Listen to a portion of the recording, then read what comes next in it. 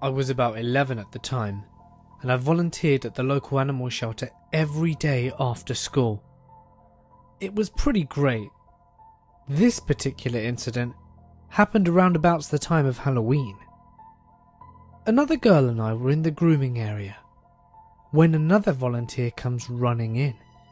He asked if we'd let any cats out of the kennels because there was this blue-grey cat running around in the garage.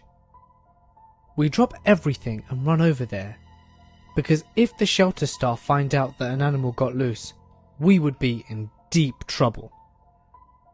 So we managed to chase the cat to the main building.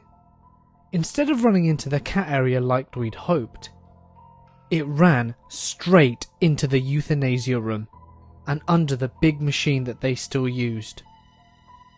We shut the door so it couldn't get out, so we moved the machine out the way, and there's no cat.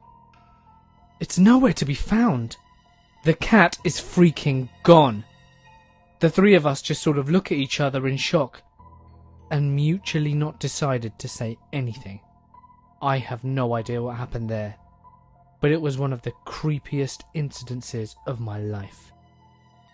My Gram had this cat for a few years. Obese orange and white tabby. Kinda just comes and goes kinda cat named Butter.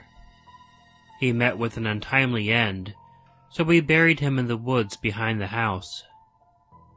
One day, we're all having tea and toast, and I walk by his couch and see him sitting there, grooming himself, legs straight up in the air, and I kinda wave at him to swat me, and say, "Hi, Butters." He stops and gives me that half-eyes open stare, and goes right back to town grooming. I walk into the kitchen, wait for my toast, and stare at this photo on the fridge of this fuzzball of a kitten, and realize that it is Butter, and also that he's been long dead. I slowly turn around and everyone seems to notice, and asks me what's wrong. I tell them what I've seen, and my Gram looks somewhat pleased to hear her cat is visiting. My childhood cat, Sunny, passed away in October. It was incredibly traumatic for me. She was one of my closest friends, and since then, my family and I have heard and seen her. It began one day when I came home to visit from college. I was sitting with my other cat, Cleo, on the couch, waiting for my grandma to come pick me up. The house was silent. No TVs, no radios, no nothing. It was empty, except for me and Cleo. Or so I thought. All of a sudden I hear this meow coming from somewhere in the house. Cleo's ears perked up and she looked at me suddenly, so I knew I was not imagining it.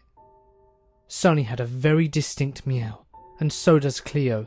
Sunny's meow was long and low, whereas Cleo's meow is high-pitched and short, almost like a kitten's. The meow I heard was exactly like Sunny's, so I looked at Cleo, and we were both staying still on the couch. About 10 seconds later I heard the same meow again, and this time I could distinguish where it was coming from. The basement, which incidentally was Sunny's favourite place to hang out as she was a pretty shy cat.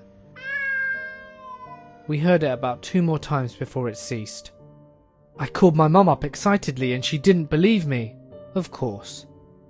That is until she heard it again several weeks later. Since then, we hear it every once in a while. There are no other cats in our basement, by the way, but it makes me happy to know that she's still around. Back in '03, I took my kids to Europe for a vacation. One of our stops was in Pisa, Italy, where we stayed in an old monastery that had been turned into a hostel.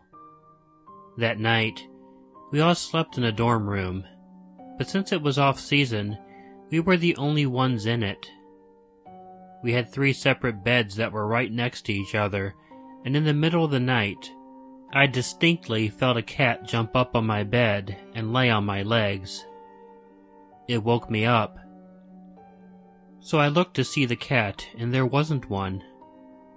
Positive of what I felt, I tried to ignore it.